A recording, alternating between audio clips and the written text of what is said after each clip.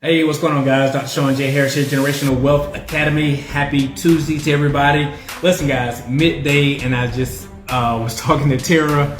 She made a post this morning about Kennedy taking the test this morning at school. She's doing the milestone right now this week. So today is her last day of milestone testing, and today is math day. So she got a little nervous in the service about the math portion. But I titled this, "Your Doctor Was Probably a C Student." For any of you who saw Tara's post, she talked about giving Kennedy a pep talk this morning before she got out of the truck. And she pretty much said, hey, look, it's just school. It's not that serious. She said, if you do well on the test, great. If you don't do well, whatever. Just take the test over again. Because one grade is not going to be detrimental to your whole outlook in your future. So Kennedy got out the car, she laughed about it, and that really helped her move the needle because Kennedy is an extremely high achiever. So she always wants things done to perfection and done to her best of ability, which that's a great trait that we really love and appreciate about her. So let me talk about when I say your doctor was probably a C student. Think about it. In society, we are so geared on grades. We're so educational driven. But it's different types of education. I talk about this all the time. You have an academic education or scholastic education. This is where we learn how to read, write, and learn arithmetic. This is what's conditioning us to be able to work a job, basically. Then we have what's called a professional education. Professional education is where we tend to hone in on a skill set, such as being an engineer, a biochemist, a doctor, something like that, where we tend to have continuing education. Those are the only two types of education that are taught in the traditional school system. The third type, which isn't taught, is what's called a financial education. This is where we start learning financial literacy. We start learning acumen as it relates to business and finances. This is usually self-taught, or you have to go through experience by linking up with someone who perhaps is a business owner, entrepreneur, or something of that nature.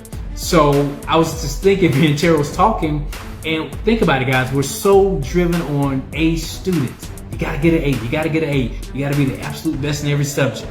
But here's the deal. As my mentor, Dr. Dennis Kimbrough, told me several times, A students teach B students who work for C students.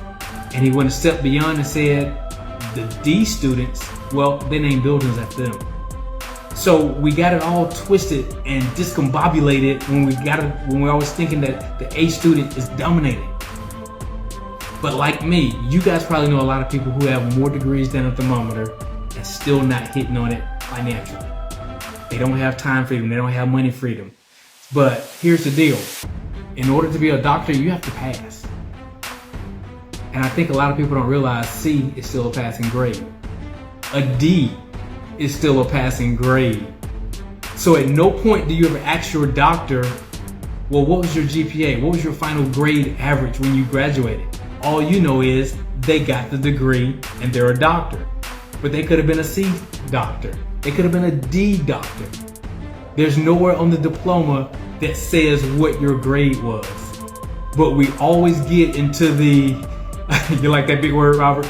But we always get into the mind frame of assuming because they're a doctor, they had to be a straight A student.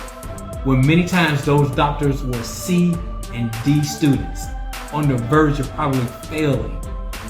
But we entrust in any doctor to work on our bodies, to do surgery on our eyes, to do open heart surgery, back surgeries, or anything dealing with the medical arena.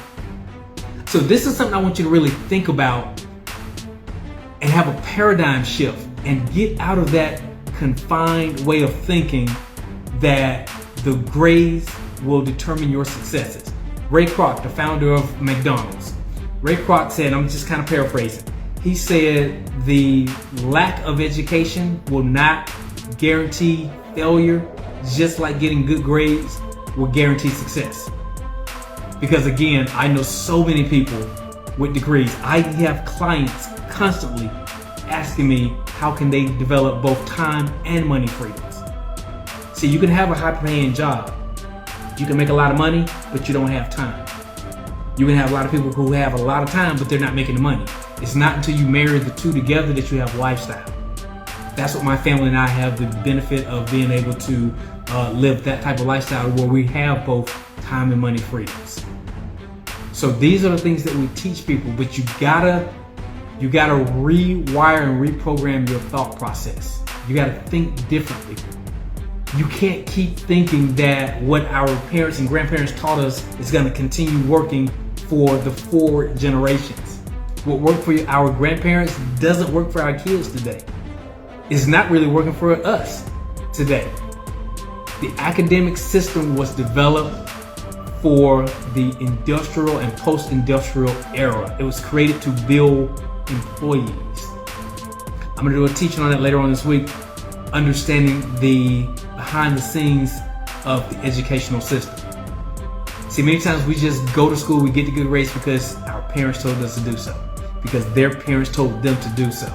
But now you have to really leverage and capitalize on what type of education that it is that's gonna be important to you. All right, guys, so do yourself a favor. Go ask your doctor this week, what was their grade? Ask them were they a C student.